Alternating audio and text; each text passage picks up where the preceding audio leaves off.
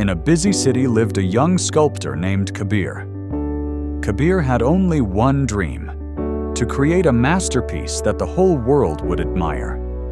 Every day, he worked in his small workshop, surrounded by blocks of stone. He spent hours carving, shaping, polishing. He wanted every detail to be flawless. If a line wasn't straight enough, he broke the whole piece.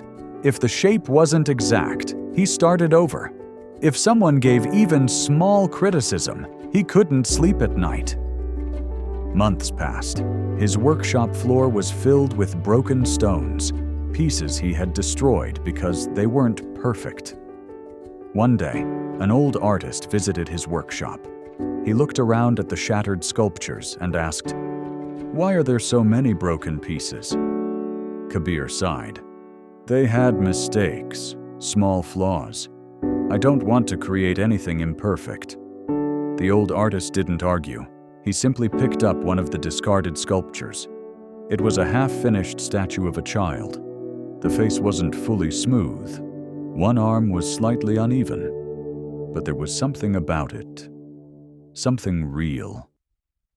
The old man gently placed it near the entrance of the workshop and left without saying much. The next morning, something surprising happened. People passing by stopped. They looked at the unfinished statue. Some smiled, some touched it softly. One woman even whispered, "It feels so alive." Kabir was confused. Why were people admiring something he had thrown away? He stepped outside and observed carefully. The slightly uneven arm made the statue look natural. The imperfect surface gave it emotion. The tiny flaws made it human. For the first time, Kabir saw his mistake differently.